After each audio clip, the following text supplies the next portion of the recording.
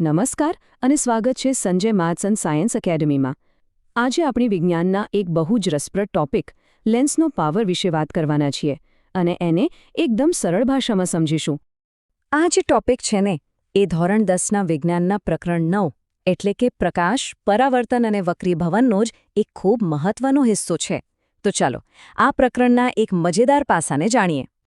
તમે ક્યારેક તો તમારા કે કોઈ મિત્રના ચશ્માનો પ્રિસ્ક્રિપ્શન જોયું જ હશે, ખરું ને? એમાં +2.0D કે -2.5D જેવા નંબરો લખેલા હોય છે. ક્યારે વિચાર આવ્યો કે ભાઈ આ નંબરોનો મતલબ શું? તો જુઓ, આનો જવાબ એકદમ સિમ્પલ છે. આ બધી નંબર ગેમ એક જ કોન્સેપ્ટ પર આધારિત છે અને એ છે લેન્સનો પાવર. જો આ સમજાઈ ગયું તો સમજો કે લેન્સનું કામકાજ પણ સમજાઈ ગયું. તો ચાલો હવે સીધા મુદ્દા પર આવીએ. આખરે આ લેન્સનો પાવર છે શું? ચાલો એને બરાબર સમજીએ. સાવ સાદી ભાષામાં કહીએ તો લેન્સનો પાવર એટલે પ્રકાશના કિરણોને વાળવાની એની તાકાત. જે લેન્સ કિરણોને જેટલા વધારે વાળી શકે એનો પાવર એટલો વધારે, અને આ બધો જ આધાર લેન્સની કેન્દ્ર લંબાઈ પર રહેલો છે.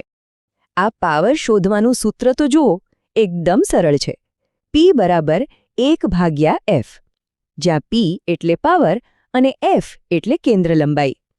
પણ અહીં એક વાત ખાસ યાદ રાખવાની છે કે કેન્દ્ર લંબાઈ હંમેશા મીટરમાં જ હોવી જોઈએ. હવે જેમ આપણે લંબાઈ મીટરમાં અને વજન કિલોગ્રામમાં માપીએ છીએ, એ જ રીતે લેન્સના પાવરને માપવા માટેનો એકમ છે ડાયોપ્ટર, જેને આપણે અંગ્રેજીમાં D અક્ષરથી બતાવીએ છીએ.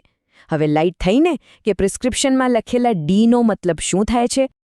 ચાલો હવે આપણે પાવર શું છે એ તો સમજી ગયા.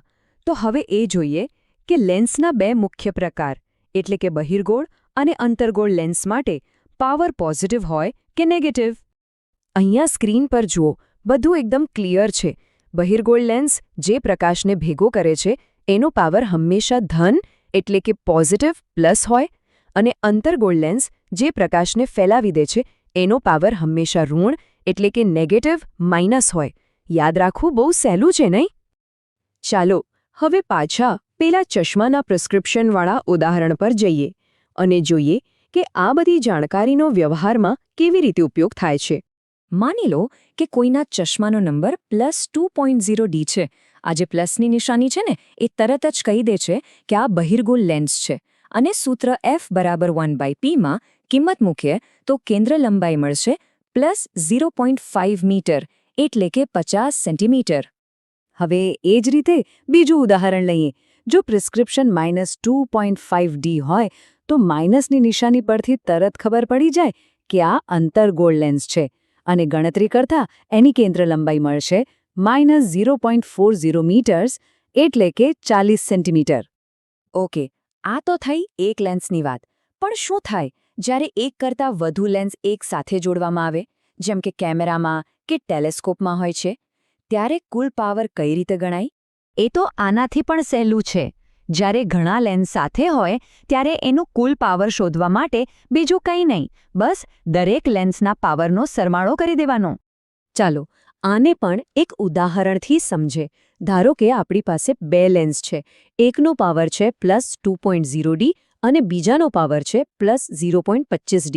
હવે જો આપણે આ બંનેને ભેગા કરીએ તો જે નવું સંયોજન બન્યું એનું કુલ પાવર થશે 2.0 વત્તા 0.25 એટલે કે +2.25D.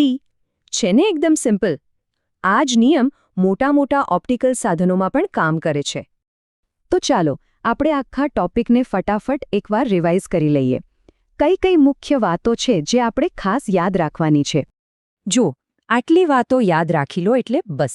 પહેલું, પાવર એટલે પ્રકાશને વાળવાની ક્ષમતા. બીજું, સૂત્ર P = 1/f, જેમાં F હંમેશા મીટરમાં. ત્રીજું, એનો એકમ છે ડાયોપ્ટર એટલે કે D. ચોથું, બહિર્ગોળ લેન્સ માટે પાવર હંમેશા પ્લસ અને અંતર્ગોળ લેન્સ માટે માઇનસ. અને છેલ્લે કુલ પાવર એટલે બધા પાવરનો સાદો સરવાળો. આટલું યાદ રહી ગયો એટલે આ ટોપિક એકદમ પક્કો. તો બસ આ હતો લેન્સના પાવરનો આખો કોન્સેપ્ટ. આશા છે કે હવે તમને આ વિષયમાં કોઈ કન્ફ્યુઝન નહીં હોય.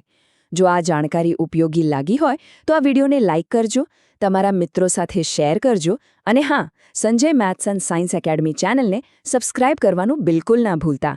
આપણે ફરી મળીશું એક નવા વિષય સાથે.